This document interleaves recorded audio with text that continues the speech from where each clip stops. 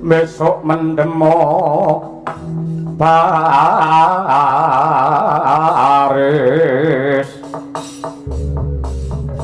baris kang prayitna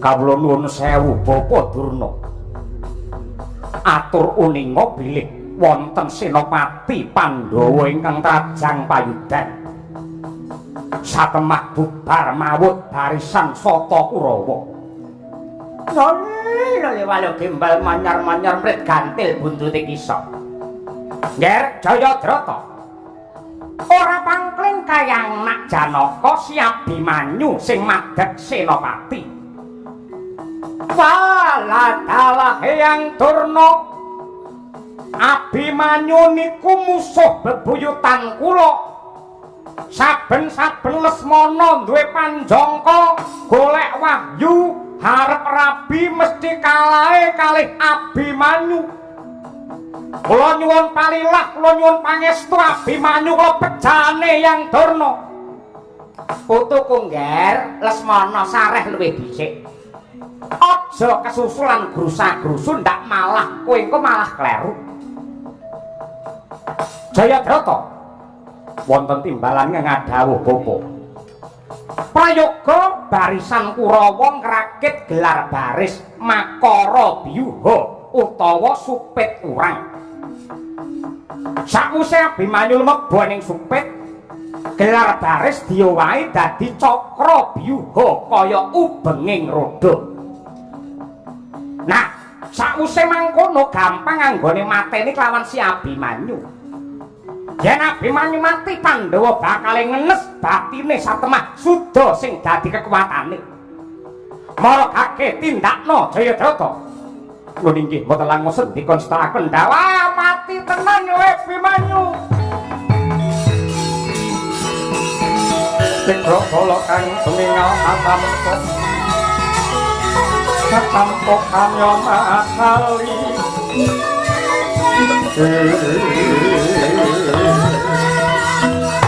Markate pilateng koko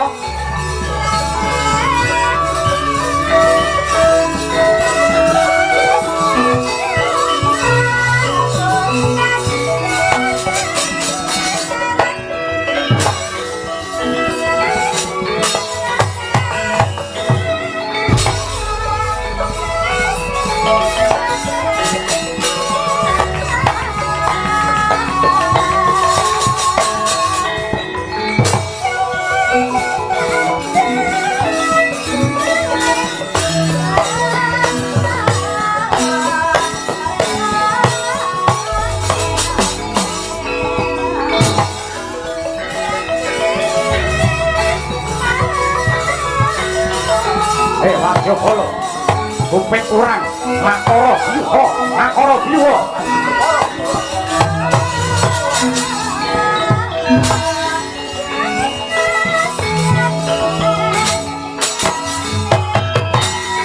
yo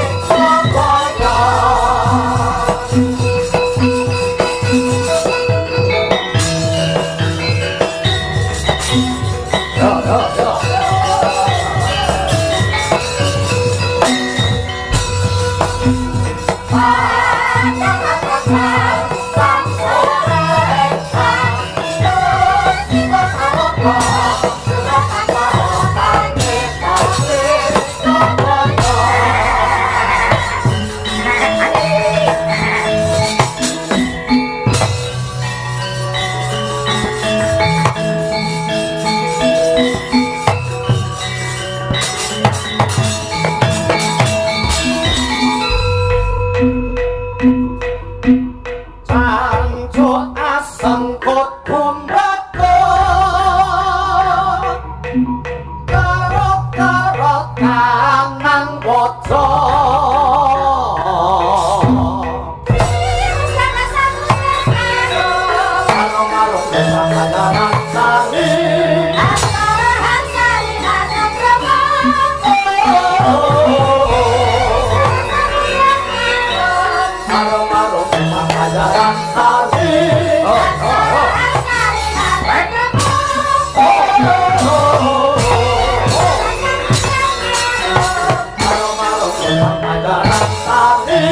Sokro biwa, sokro biwa,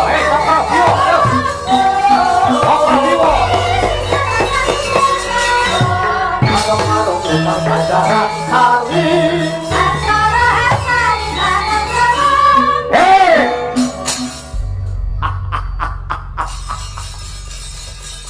Abimanyu wis mlebu ning Cakra Biwa. Ngibarate iwak kecemplung wuwu kowe.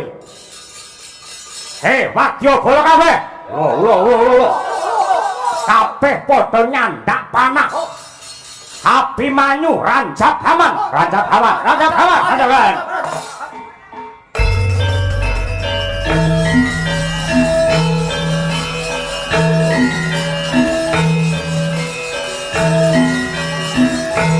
Yo, ranjap haman, yo.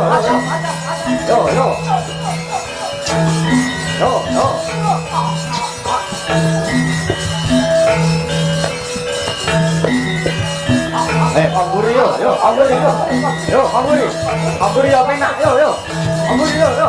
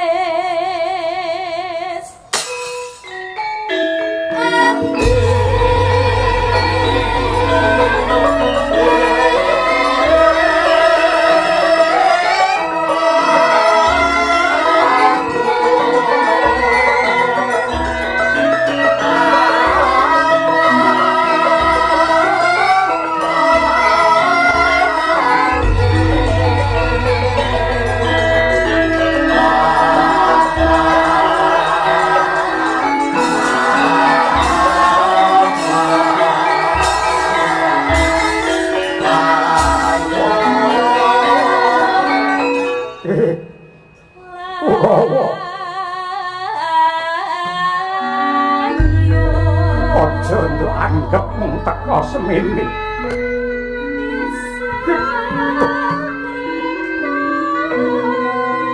Abimanyu durung mundur. Abimanyu durung kalah.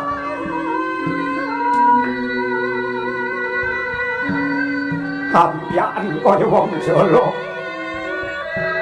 Rebutan kaya menjangan mati.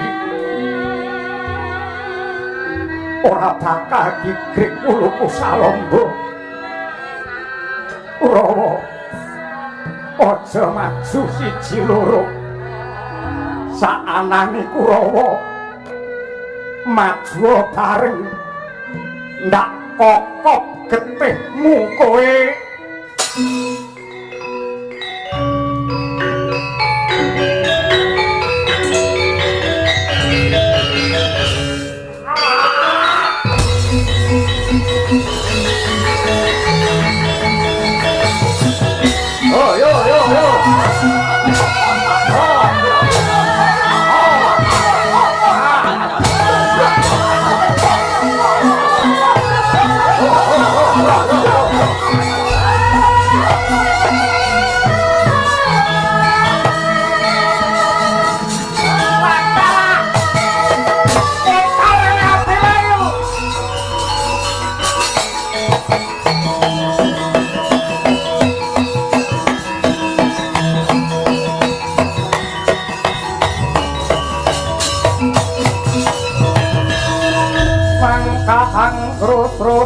sumber lendo katara bumi konjing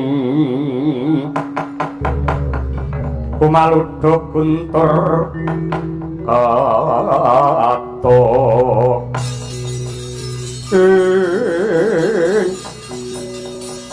motar kwele Abimanyu ayo kowe sambato wis pirang-pirang lakon kowe mung tansah dadi pepalang apa kang dadi gegayuwanku nganti aku dadi Jaka Kasep arep ngrabi Pregiwa Pregiwati ndok alang-alangi arep ngarah Siti Sendari ora klakon malah entukku Siti lunga tapa ayo rasakno saiki kowe buktekno yen kowe tau entuk wahyu cakraningrat buktekno lamun to kowe wis nate entuk wahyu ratu mutar kowe mati ninggal bojo loro bojomu sing jenenge Siti Sendari tak dadekke garwa Prameswari Ngastina iki calon Ratu Ngastina Prabu Lesmana Mandra Kumara bojomu sing nomer 2 Putri Wirata Utari saiki wis meteng tuwek sok yen wis bayine lair Utari wis resik arepe tak do ning Kramat Tunggak ewadene nganti anakmu lair metu lanang arep tak pecel-pecel dadi 18 ayo mocar kowe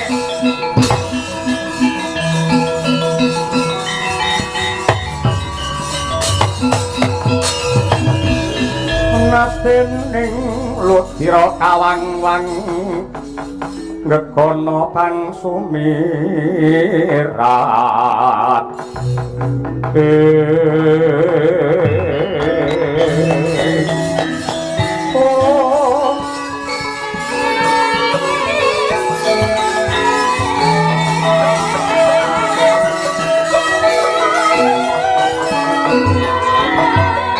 nalika semono sanadyan wis dumunung antarane urip lan mati Balandene dupi midanget ucape Sang Lesmana Mandra Kumara Sang Abimanyu kerot kanang waja lamun bisa anglawat kaya arsa ngokok gadihe putra Ngastina ucap graya-graya Sang Angka Wijaya ambek jemparing ingkang tumancep wonten ing angga Jinaja Sang Lesmana dadi lan patine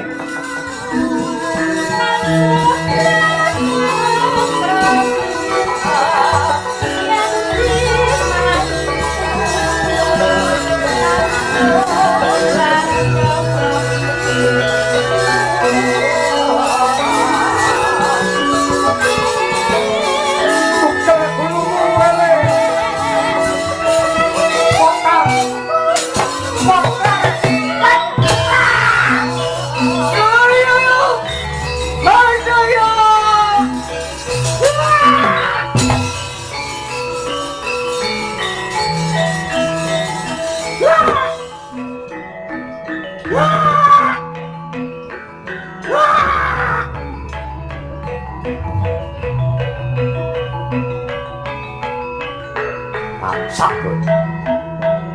kari modar wae malah mateni ponakku Lesmana Mandrakumara. Gadaku sing bakal mecah sirahmu.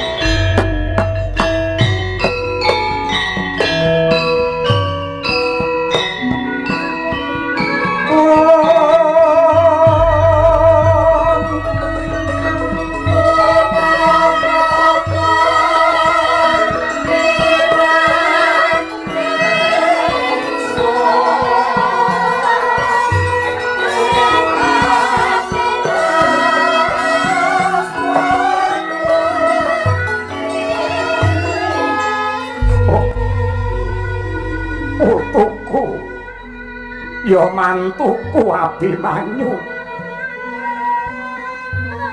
kowe nglumpruk remuk-rempu dadi rempon. Kowe wis rawujud menungsa, mung panah pating crongat kaya ngono Angka Wijaya. Yang Kanjeng Yang Maswapati, kula kangen kaliyan ibu. Ibu wonten pundi Yang? Kula pengin panggih kaliyan ibu. Sembadra, rene anakmu ki piye?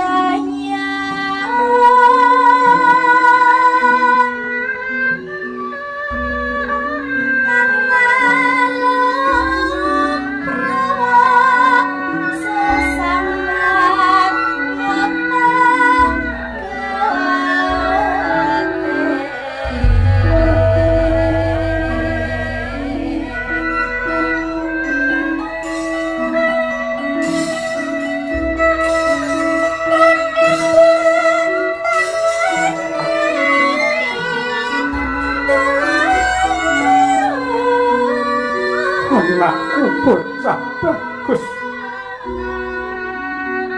apes lan ngenes lelakonmu. Wiwit kuncung nganti gelung, bayabang nganti dadi satriya cerapeng.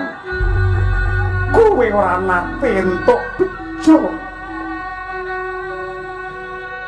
Wiwit kowe umur setahun kowe ditinggal bapakmu nglakoni wanaprasta. Ana ing alas Kamiyaka 12 taun. Kowe dadi bocah keloro-loro. Kebangetan lakonmu. Kun tak gembel 9 sasi, tak kudang-kudang, tak gadang-gadang. Kowe isih bocah, wingi sore umurmu lagi 16 taun. Parandene kowe lila korban jiwa raga. Kowe ngorbanke nyawamu kanggo kamardikane bangsa. Kowe wong apik Abimanyu. Besok yen negaramu wis lakon merdika tenan, yen negaramu besok merdika, yen nganti ana wong hambek culika, panguwasa sing nyiksa rasane kawula, cetha kuwi panguwasa sing wis ra duwe rasa rumangsa.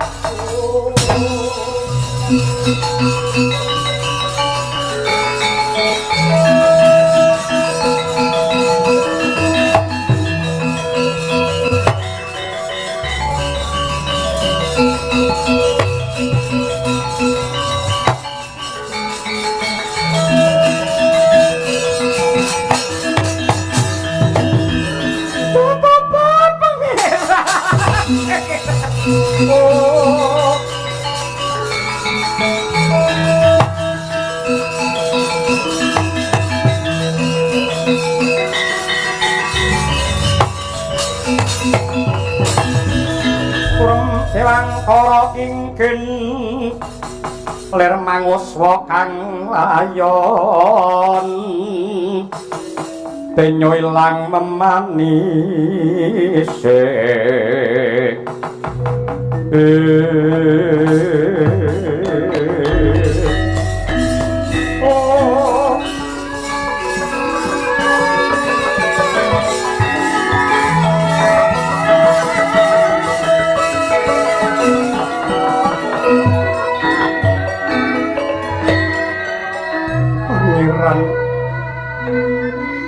kula ingkang garwa pun Siti Sendari boten purun kantun kula nderek kejah pangeran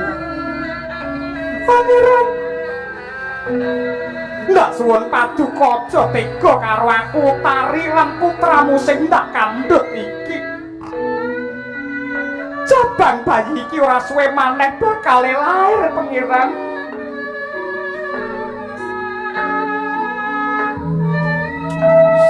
Siti Sendari,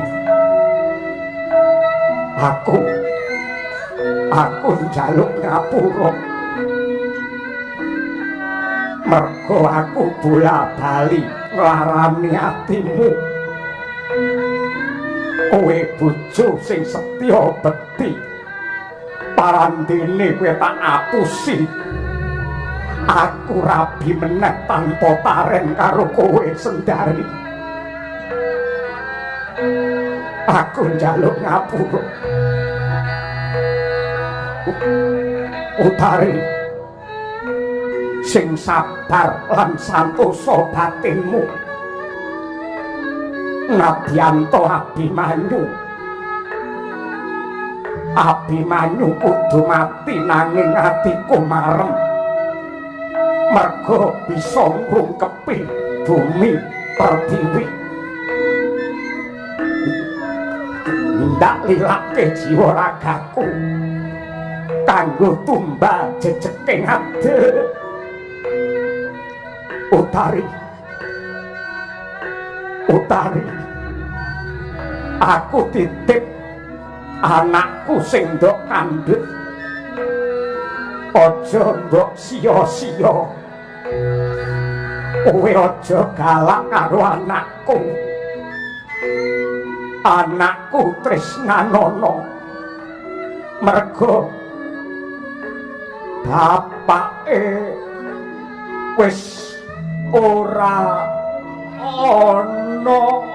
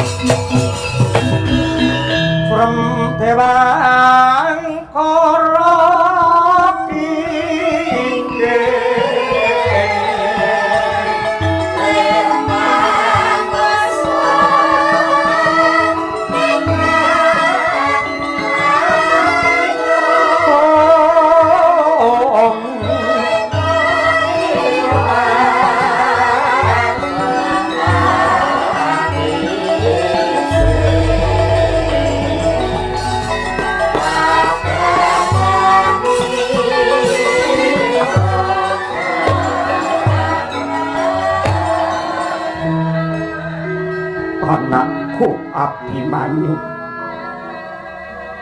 pun Rama njaluk ngapura nang Bratayuda ora bisa ngayomi kowe Kanjeng Hyang Wirata Kanjeng Hyang sebabipun menapa dene pejahipun Abimanyu nek ngantos boten wujud menungsa kados mekaten jalaranipun menapa lan sinten menungsa murang tata ingkang tumindak siya kados mekaten Hyang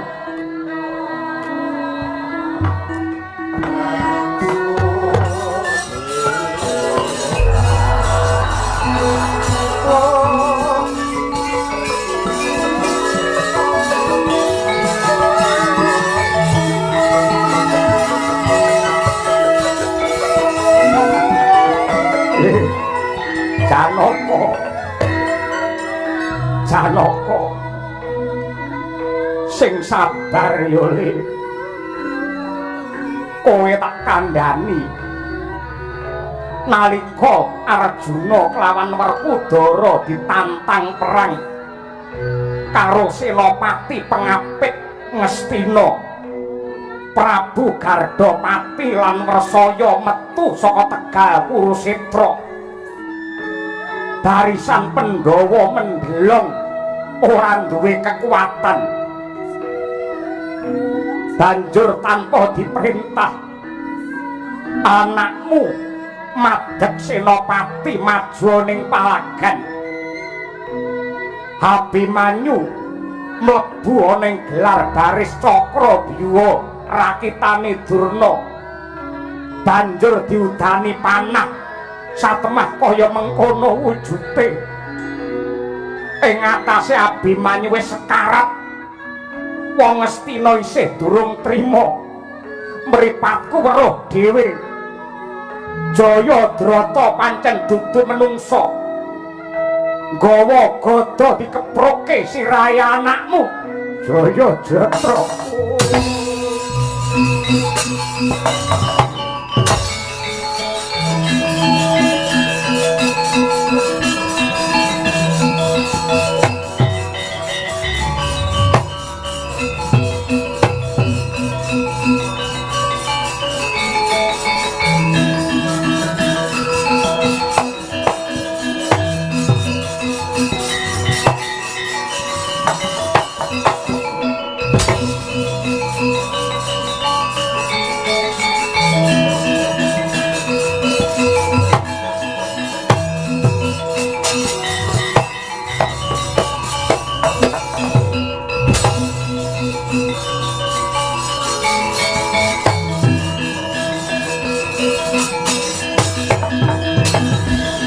Prababak sruka branang ngeget waja mlintir kumbala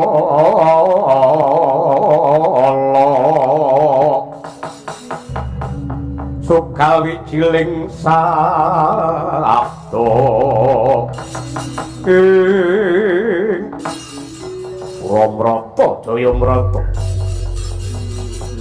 Gatut Kaca dulure tuwa Abimanyu sing ora trima. Apine adhiku dadi pengewan-ewan. Iki kakange golek bela. Sak kecekele Kurawa gembel ndasmu.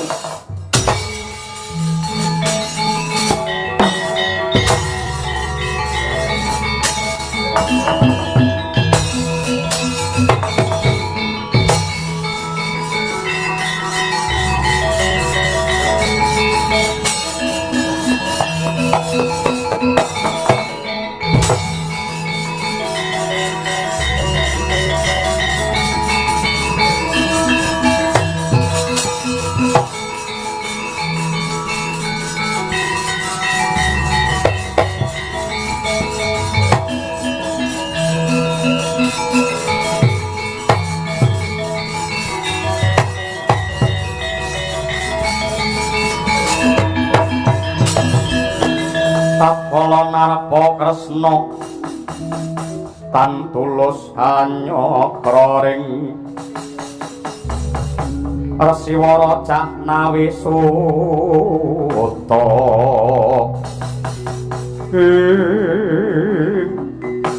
Gatotkaca wonten timbalan ingkang adhawuh wa Prabu Ndorowati kowe bakal menyang endi Cah Bagus ngajar para Kurawa kosek iki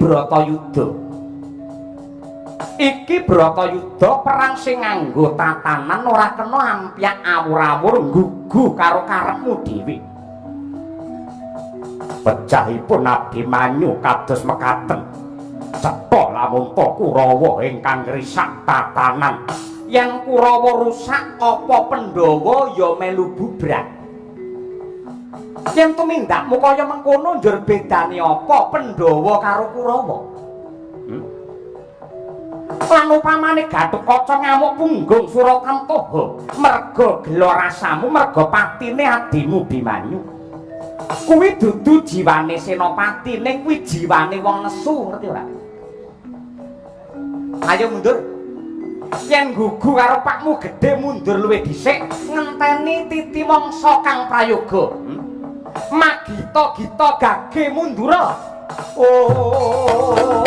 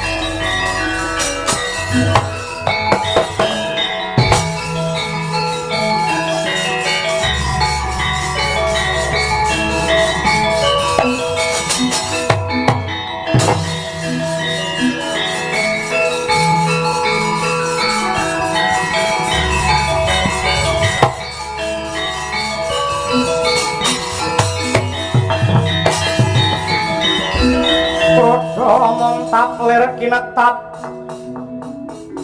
Sukayayah sinipi jojo bang mawing wengis netra kocak ngundar andir hidupnya mengolo cokro paupan brabak branang kaya kembang wurawari kaya kembang wurawari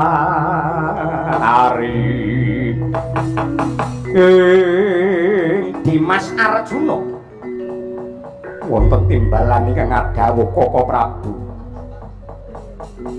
lehmu mlayu tek banteri kliwat ukur ndak sawang peteng kang dadi guayamu siadi bakal menyang endi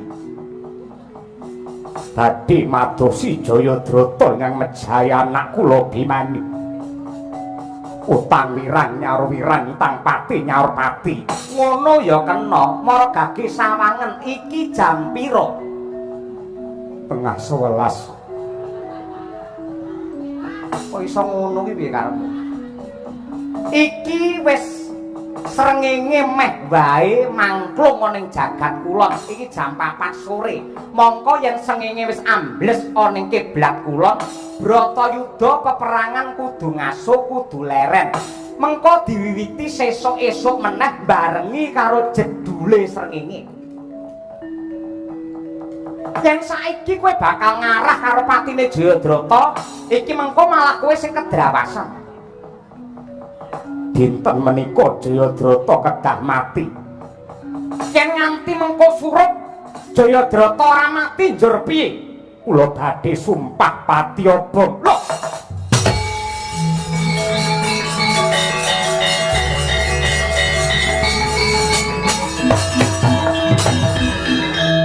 sliramu ki satriya lho Hambeke bawa leksana ora kena nglincati sabda sing wis kamedhar. Mongko ucapmu wis sineksen jagat saisine yen nganti dina iki ora bisa mateni Jayadrata, kowe bakal pati obong. Engko yen nganti kowe mati tenan njur piye? Kajenge uripe daipun menapa menawi mboten gadah anak ingkang kula tresnanipun Abimanyu. Mongko kowe kudu eling. Sang Hyang Wisnu ki binelak panitise marang Ratu Ndarawati kelawan Yayi Arjuna. Yen kowe mengko mati aku ya melu mati, yen Ratu Ndarawati mati yur piye? Pun kajengipun mudhar kabeh. Lho aja ngono kuwi to. Sing nglakoke Bratayuda ki apik mudhar ki karepmu piye? Ana paribasan boten sah paribasan. Ana to? Ana to?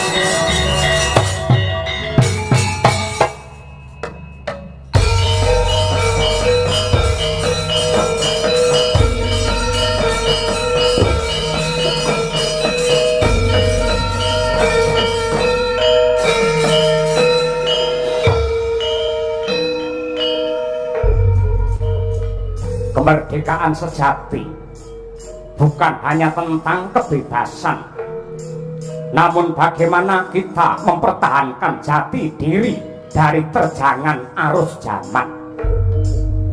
Dan budaya adalah nafas kemerdekaan, jantung Nusantara yang terus bernyawa. Fondasi dan akar suatu bangsa adalah budaya. Menjaga seni tradisi adalah cara yang bijak dalam mempertahankan kejayaan bangsa. Negara adalah raga, budaya adalah sukma yang menjadikan bangsa ini hidup dan bernyawa. Setiap lekuk pahatan wayang, halunan gamelan, suluk, tutur, tembang, dan gending adalah prasasti kemerdekaan, dan bangsa yang besar adalah bangsa yang memeluk erat budayanya sendiri. Kementerian Kebudayaan merupakan benteng terkuat, fondasi terkokoh dalam menjaga kejayaan NKRI di bumi ini.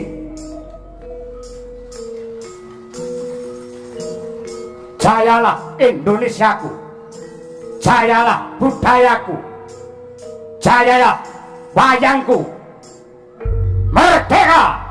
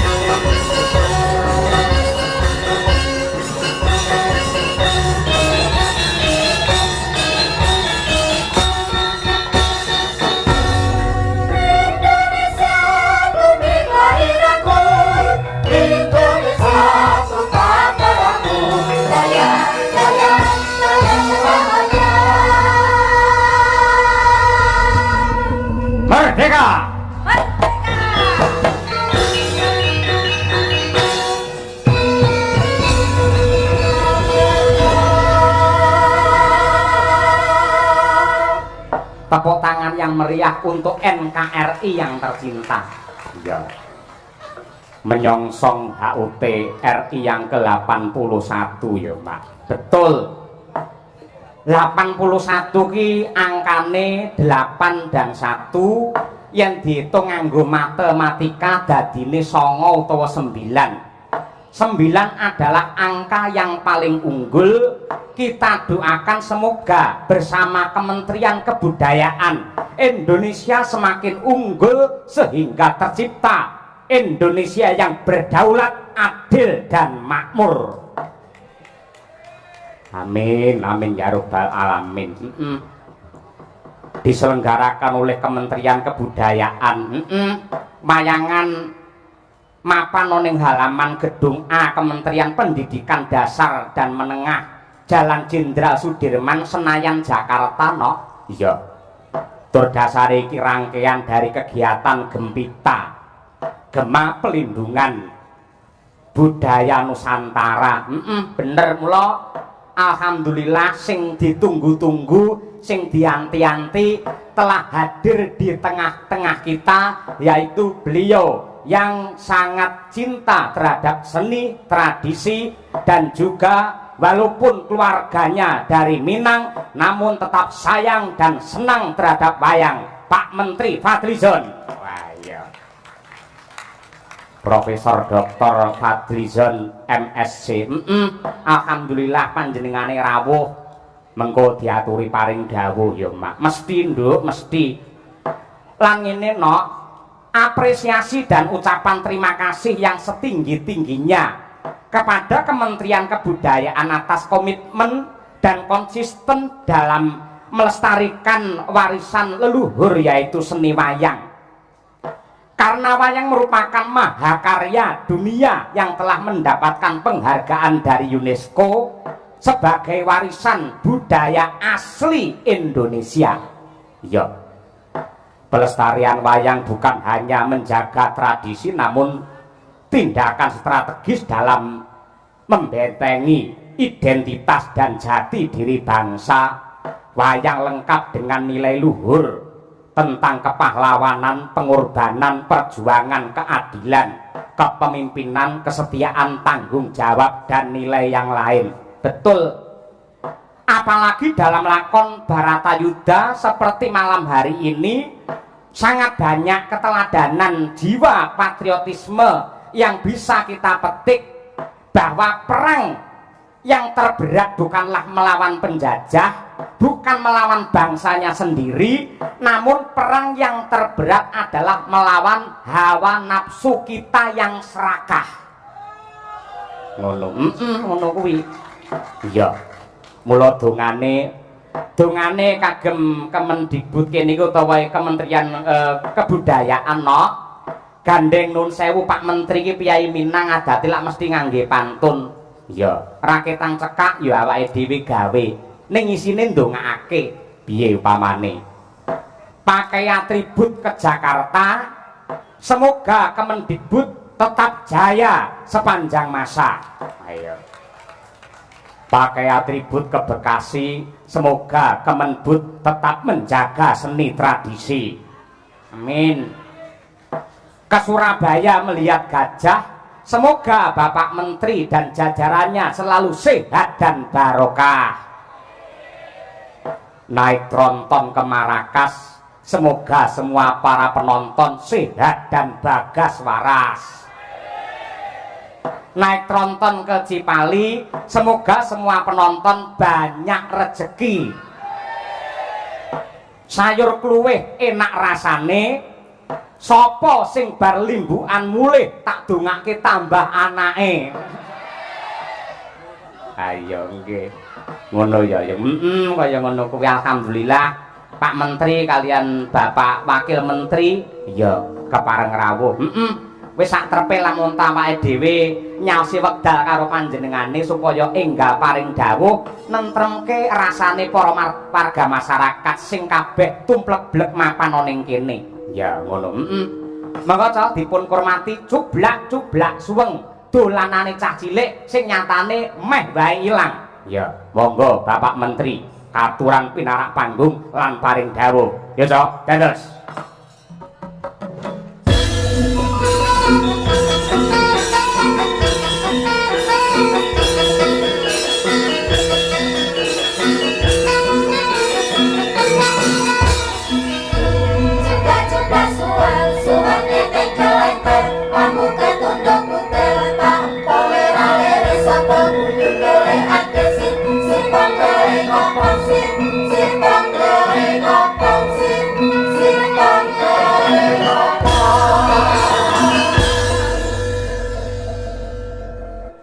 Monggo Bapak nggih. Assalamualaikum warahmatullahi wabarakatuh. Waalaikumsalam warahmatullahi. Selamat malam, salam sejahtera untuk kita semua. Om Swastiastu, Namo Buddhaya, salam kebajikan, rahayu. Yang saya hormati, di sini lengkap nih dari keluarga Kementerian Kebudayaan, Bapak Wamen, Bapak Haji Giring Ganesa, Bapak Dirjen Pelindungan Kebudayaan dan Tradisi, Bapak Dr. Sugenawan, Ibu Irjen, Ibu Frida, ada staf khusus ya, Ibu Putri Wulansari, dan juga para direktur yang hadir di sini ya, Pak Samsul, Pak Made, dan juga Pak Agus Sudiatmoko. Yang saya hormati Sekretariat Nasional Pewayangan Indonesia Senawangi, Marsikal Madya TNI Purnawirawan Bambang Sulistyo, Ketua Umum, dan juga tentu saja Ki Dalang ya, Ki Cahyo Kuntadi. Ini sekaligus memberi istirahat dulu sedikit buat beliau. Siap. Nah, dengan para sinden nayaga, alhamdulillah dalam rangka kita memperingati HUT proklamasi yang ke-81 menyongsong dalam beberapa hari lagi, kita dalam suasana yang cerah malam ini bisa menyaksikan satu pagelaran wayang kulit dengan lakon Gatotkaca Kusumo Yudo oleh Dalang Ki Cahyo Kuntadi SSN MSN sebagai bagian dari kegiatan Gema Pelindungan Budaya Nusantara Gempita.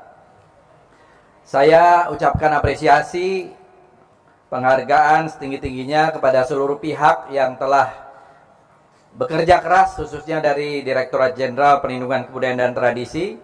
Ini merupakan rangkaian dari kegiatan kita untuk terus mensyukuri kemerdekaan yang diperjuangkan para pejuang kita 81 tahun yang lalu. Dan kita tahu, sebagaimana tadi telah disampaikan oleh Ki Dalang, wayang ini merupakan warisan budaya. Warisan budaya tak benda atau intangible cultural heritage yang sudah diinskripsi UNESCO. Warisan budaya tak benda dunia. Dan ini adalah warisan budaya yang pertama yang diakui oleh UNESCO tahun 2003.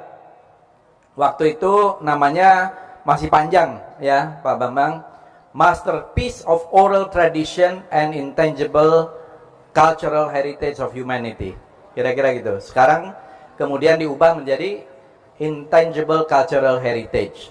Nah, lakon yang dibawakan pada malam hari ini adalah lakon yang sangat relevan dengan suasana perayaan karena menggambarkan perjuangan perlawanan dari Gatotkaca yang sering disebut apa itu apa namanya? Otot kawat. Otot kawat tulang besi. Nah, ini merupakan satu lakon yang juga sangat terkenal karena di dalam satu setting perang Baratayuda atau Bratayuda ya, dan merupakan satu aksi yang sangat heroik dari Gatotkaca untuk melawan mereka yang melakukan pembunuhan dan juga akhirnya memang ada pengorbanan, ada pertumpahan darah dan